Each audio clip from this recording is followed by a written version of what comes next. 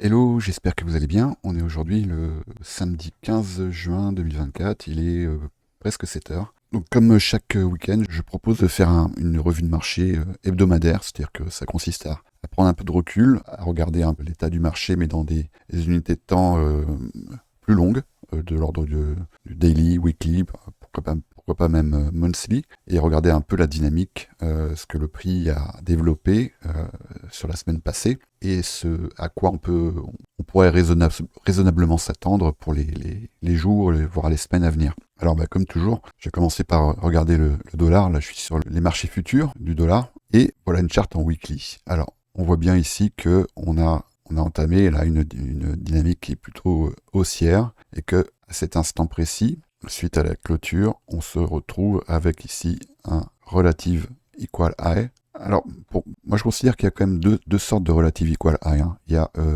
ça, vous allez avoir donc relative equal high, qu'on va noter REQH. Vous avez deux types de configuration. Soit vous allez avoir deux zones de prix très proches. C'est pour ça qu'on va parler de relative equal high, c'est-à-dire que c'est presque deux prix qui sont presque égaux, mais pas tout à fait. Et je considère que, et ça je pense que vous pourrez aller le vérifier facilement sur votre chart, c'est pas tout à fait la même implication en termes d'action du prix si vous avez la deuxième jambe ici qui est légèrement plus basse que la première. Ce qui, techniquement, signifie quand même que les zones de stop, les stops qui résident au-dessus de cette première jambe, n'ont pas été capturés par la deuxième. D'accord? Et souvent, ça se traduit, comme vous voyez ici, sous forme de mèche. Donc là, on a relative equal high, mais avec une deuxième jambe qui est légèrement plus basse, et ça, c'est sûr que ça va constituer un point d'intérêt évident vers lequel le prix aura quand même de fortes probabilités de se diriger.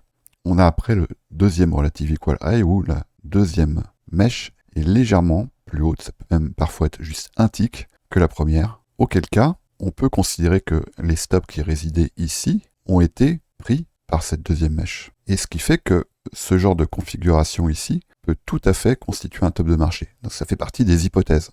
Je ne dis pas que c'est forcément le cas, mais je dis que ça peut faire partie des hypothèses. Alors donc il se trouve que ici, sur le dollar, on avait ici un relative equal high, avec une deuxième jambe qui était plus basse que la première, et le prix est venu capturer à nouveau cette zone par cette jambe ici. Vous voyez que cette mèche est légèrement plus haute de quelques ticks que toutes les mèches précédentes. Ce qui veut dire techniquement que ça constitue une zone d'intérêt qui est moins évidente que si toutes ces mèches ici n'avaient pas été capturées. Alors mais malgré tout, et après il faut quand même être réaliste et pragmatique, on aurait du mal ici à ne pas voir une tendance haussière, hein, avec des creux. Donc on voit ici qu'on a un creux, ici on a ce qu'on appelle donc un higher low, un plus haut creux, plus haut bas, mais que là on voit bien que on a à cet endroit-là une compression. D'accord? C'est-à-dire que à partir de cet endroit-là, on voit que pour l'instant, ces deux zones-là sont défendues au nord et au sud. Et donc ça, c'est la caractéristique d'une zone de consolidation et de compression qui va trouver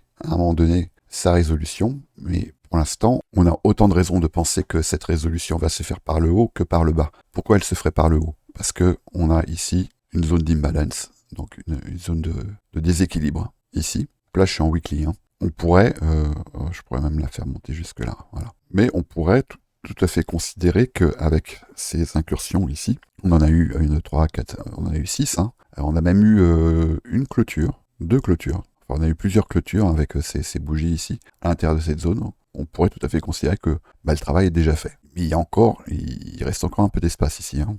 On pourrait aussi considérer que cette zone constitue ici une trendline, ici, et que ça va correspondre aussi à des zones de stop, d'accord? Et donc, ça a également, évidemment, un intérêt pour le prix, d'accord? De venir se nourrir des stops qui résident sur cette zone-là. Alors après, si je zoome un petit peu, ce qu'on peut constater, si je me mets en daily, c'est qu'on est venu quand même consolider dans cette zone et qu'on est venu travailler ici une zone d'inefficience. Celle-ci a déjà été travaillée, celle-ci a été complètement travaillée, et on voit qu'on a même des clôtures qui interviennent quasiment jusqu'au bas de cette zone d'inefficience ici. Donc parmi les scénarios qui sont possiblement envisageables, on pourrait tout à fait avoir ici une incursion dans cette zone et à un moment donné venir s'occuper de tous ces stops ici qui n'ont pas été pris. Mais bon, actuellement, on peut qu'observer et constater que ce que le dollar est en train de faire, et donc là, on a eu quand même quelque chose en termes d'action du prix qui est quand même très intéressant, hein, ces derniers jours. j'ai même envie de dire ces dernières semaines, c'est donc une consolidation où le prix fait des allers-retours comme ça à l'intérieur d'une zone d'inefficience. Et forcément, ben, ça se traduit dans l'action du prix des risk-on, parce qu'il ne faut pas oublier que quand on trade le dollar, enfin quand on trade des risk-on, on le trade la plupart du temps contre le dollar. Et donc, évidemment, c'est quelque chose qu'on va retrouver, cette action du prix qu'on va retrouver dans les risk-on qu'on trade. Toujours est-il que si on envisage ce range ici, qui est délimité là par ici un breaker en daily, on voit bien que le prix a été rejeté à plusieurs moments sur cette zone. Et ici, le haut de cette zone d'inefficience, là, on peut considérer ici que ce range a été cassé par le nord, mais qu'il laisse derrière lui quand même des zones de stop qui n'ont pas été capturées. On a ici donc un relatif equal low. Alors si je vais sur les marchés futurs, on voit que cette zone ici, elle a été prise. Vous voyez la différence entre l'indice et les marchés futurs qui correspondent. Vous voyez la différence d'action du prix. Donc cette mèche ici, elle a fait le travail. Et on peut considérer que cette mèche ici a fait le travail également. Donc là, c'est un petit peu un partout, balle au centre. Là, actuellement, la dynamique, elle est haussière et c'est vrai que il est quand même tout à fait probable que le dollar vienne faire une incursion dans cette zone ici. Donc ça va forcément se traduire sur les risk-on. Ce qui est assez étonnant, comme quoi les narratifs sont quand même très puissants, hein, c'est que ça se traduit absolument pas du tout sur un indice comme le Nasdaq, qui est donc un indice des valeurs technologiques. Donc on parle d'une corrélation positive entre le dollar et cet indice. Donc ce qui n'est pas du tout naturel, ce qui est normalement censé se traduire par une hausse contenue de cet indice, et ce qui est ici absolument pas le cas, en tout cas sur le Nasdaq. Et là, c'est là qu'on va retrouver le narratif, notamment de l'intelligence artificielle. Pas oublier que les valeurs les plus importantes du Nasdaq, c'est quand même Apple, Nvidia, Google, enfin en gros ça va être les GAFAM, hein. C'est quelque chose qu'on va retrouver également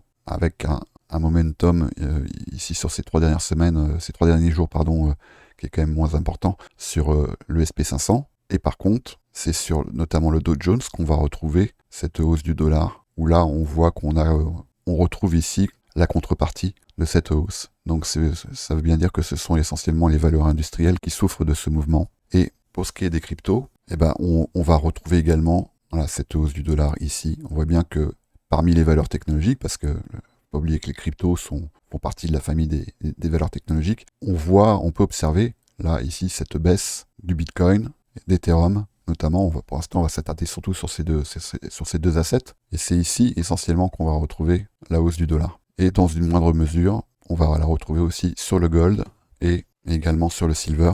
Voilà, on la retrouve ici. Donc c'est vrai que c'est un schéma qui peut parfois être très simpliste, hein, de dire si le dollar monte, c'est les risk-on qui prennent cher. Ça peut être le cas, mais justement, en parlant de cas, ça peut être le cas, mais on peut également observer cette fameuse justement dynamique en cas, avec donc certains qui vont parce que le momentum est plus haussier, parce que le narratif est là, qui vont malgré tout continuer leur progression haussière, et d'autres, parce qu'ils sont plus fragiles, parce qu'ils ont moins de résilience, vont partir vers le sud. Et là, on est obligé de constater que pour l'instant, l'écosystème des crypto-monnaies est moins résilient face à cette hausse du dollar. Donc là, on sort quand même d'une semaine. Alors là, la bougie sur le CME, la bougie est clôturée, et on voit que Bitcoin, il est venu travailler ici, cet imbalance, si je suis sur le CME, qui est pas énorme, mais qui est là, hein. Voilà, il est venu travailler cette zone, donc une zone d'inefficience.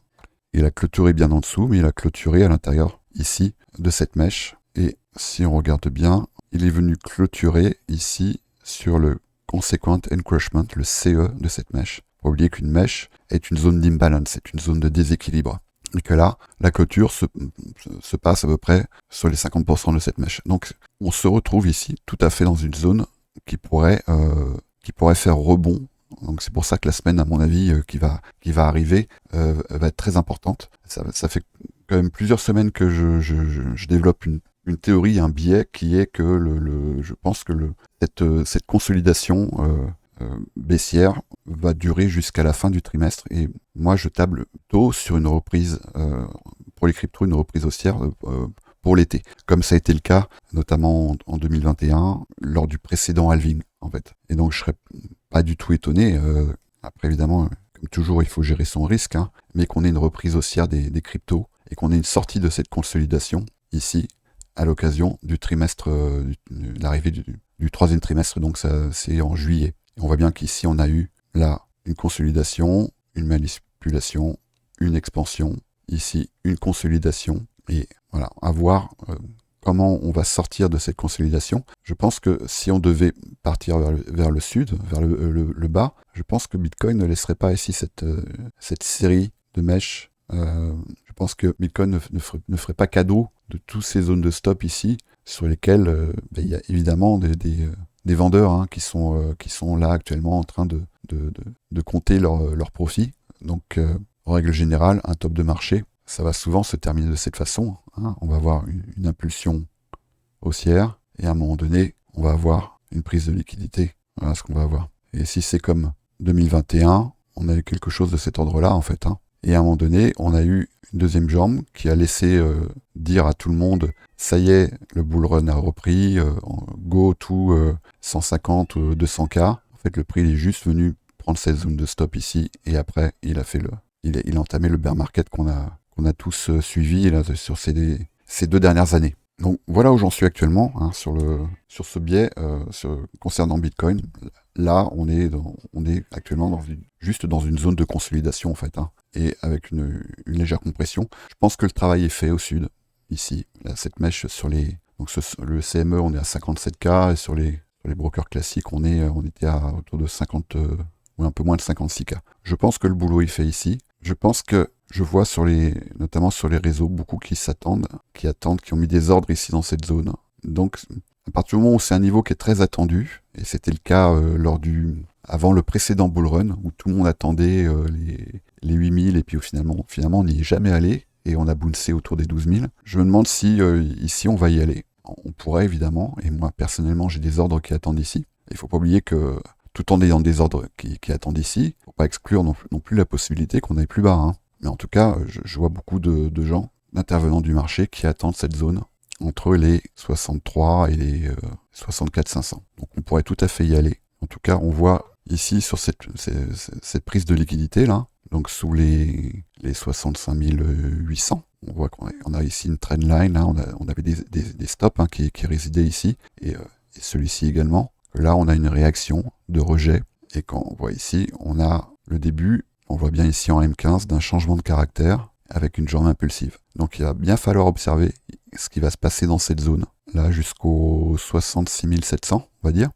Si on voit que le prix commence à clôturer au-dessus de cette zone, ça pourrait vouloir dire que le prochain objectif, c'est de venir travailler ici. Et après, de toute façon, on est obligé juste de constater, d'observer, de regarder ce que le prix va faire, et puis après, éventuellement, d'établir des biais, mais on peut jamais se dire, ça y est, le prix va faire ça ou le prix va faire ça. On peut simplement établir des hypothèses. En tout cas, on voit bien que ici, sur cette prise de liquidité, qu'on a eu donc hier, on a quand même une jambe baissière quand même assez importante, hein. Même si on part depuis mercredi, on voit bien ce que le Bitcoin a fait, et qu'on est venu travailler cette zone ici qui correspond donc à cette imbalance weekly que je vous montrais tout à l'heure. Donc là, soit ici cette jambe haussière a juste pour vocation de venir combler cette inefficience pour après repartir plus bas, soit on viendra travailler plus haut, et à ce moment-là, on pourra peut-être s'occuper de ces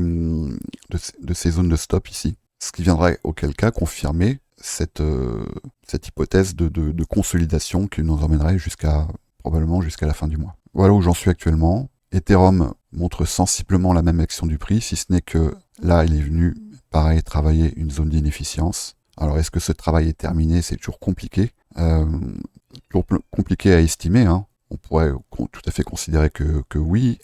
Si on regarde par le passé, voilà, il a laissé derrière lui de nombreuses reprises des zones d'inefficience hein, qui n'ont pas été taguées, comme ici par exemple, vers les 1700. On voit que ça n'a pas été travaillé. Donc c'est déjà arrivé en fait. Hein. C'est déjà arrivé ici. Entre les 1400 et les 1520, on voit bien que Ethereum a laissé derrière lui des zones d'inefficience. Donc il pourrait tout à fait en laisser également ici. Juste venir travailler là. Alors ce que je trouve intéressant, c'est que en termes de dynamique, là, on voit qu'Ethereum, il est en train de clôturer au niveau de la bougie, au niveau de ce doji ici. Il est en train de clôturer à l'intérieur de ce doji, donc au-dessus de l'inefficience laissée derrière par cette bougie baissière en 4 heures, ce qui n'est pas le cas pour Bitcoin, si on regarde bien.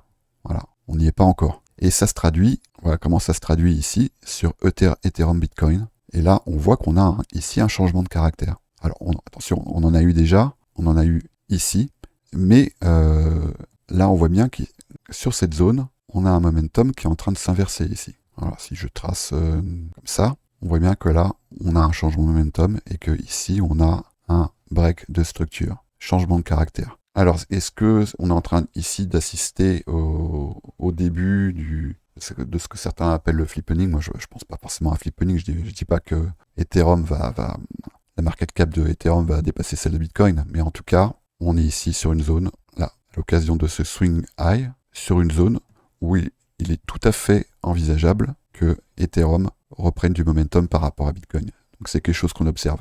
Juste en qualifiant l'action du prix ici, on voit la réaction de Bitcoin au contact de cette jambe baissière ici. Donc c'est peut-être qu'il a juste du retard, mais en tout cas, on voit bien que c'est pas la même réaction sur Bitcoin et sur Ethereum.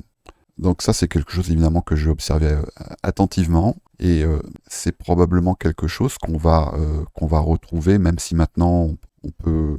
Les altcoins se sont quand même beaucoup sectorisés, et il y a quand même moins de corrélation entre les altcoins et la dynamique d'Ethereum aujourd'hui que ça n'était le cas il y a quelques années. Mais en tout cas, voilà, moi je vais bien observer ici. On voit aussi que souvent ce qui reprend en premier lieu, après une jambe haussière, après une jambe baissière, pardon, ce qui reprend en premier lieu du momentum, ce sont souvent les mêmes coins. Donc, si on regarde par exemple Doge, Shiba, Arambe, est-ce que je vais le retrouver ici? PP. Hein, on voit qu'on est sur ici une dynamique qui ressemble quand même beaucoup à celle d'Ethereum. Et à côté de ça, on a d'autres altcoins. On a le top 10 évidemment. On est sur quelque chose qui est assez comparable en fait. Hein. Donc si je prends XRP, si je prends Link, semble pour l'instant être un peu plus faible. Matic, Atom, il semble quand même un peu plus faible. Et ce que j'ai vu, c'est qu'on a quand même beaucoup d'alts qui sont en train de travailler des zones qui sont proches de leur ATL en fait, hein, de leur all-time low. C'est le cas de CSPR par exemple. C'est le cas de A0, Aptos également, BLT. Bon, après je vais pas toutes les passer en revue, hein. Mais vous voyez un peu hein, cette dynamique en K dont je vous ai parlé tout à l'heure, on la retrouve. Hein. On a certaines alts qui sont vraiment très fortes. Je pense notamment à NIR, Avax, Dusk. On voit bien quand même qu'on n'est pas du tout sur le même momentum que celle que je viens de vous montrer. Hein. Donc ce qui est sûr, c'est qu'on peut absolument pas comparer ce qui s'est passé lors du bull run de 2020-2021 avec celui qui est en train de se passer en ce moment, parce que pour l'instant, moi je considère qu'on est toujours dans un bull run, hein, mais il y a quand même une dilution des tokens. C'est sûr que à capitalisation égale, on se retrouve avec, j'ai pas de data, mais probablement 10 fois, 100 fois, 1000 fois le nombre de tokens qu'on pouvait avoir en 2021. Donc forcément, il y en a qui vont s'en sortir, il y en a d'autres qui vont pas s'en sortir et qui vont peut-être ne jamais rien faire.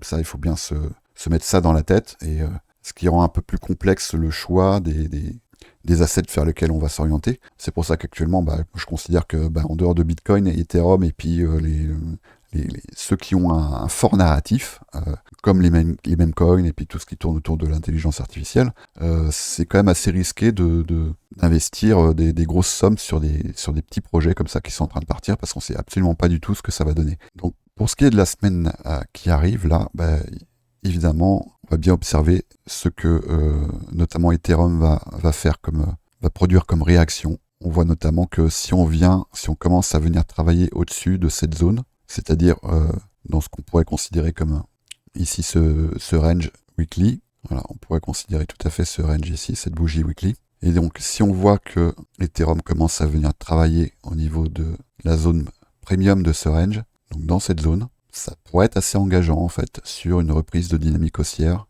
d'Ethereum. Moi je pense personnellement qu'on va venir consolider un petit peu dans cette zone ici jusqu'à la fin du mois. Mais Ethereum fait actuellement partie des paris, à mon avis, je pense réalistes et raisonnables en termes de reprise de momentum haussier. Et ce qui pourrait quand même, si je prends le dernier mouvement, celui-ci, extension Fibonacci, ce qui pourrait quand même à terme nous ramener, si on rebondit bien ici dans cette zone, sur une target de $6 000 quoi, en gros. Hein. Donc à voir. Je suis pas en train de dire qu'il va les faire maintenant, évidemment, mais ça pourrait être une target réaliste là d'ici, je pense, fin 2024, printemps 2025. Je pense que ça pourrait être tout à fait une target réaliste. Alors certains annoncent des prix beaucoup plus stratosphériques, peut-être, hein, mais je pense que dans un premier temps, déjà, ça c'est une bonne façon d'estimer une déviation standard. Et si vous regardez un peu, en règle,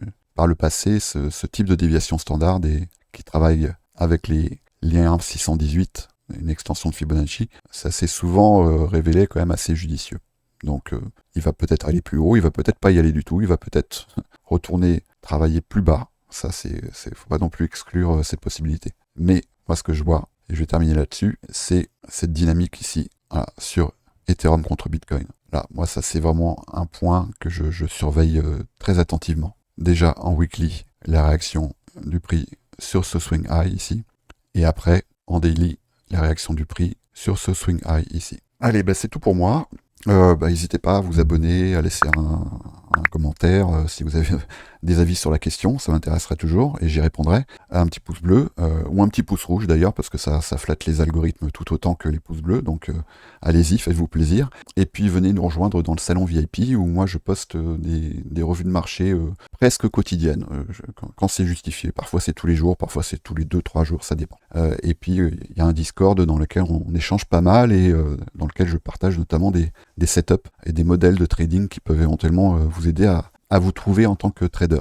Allez, bon week-end!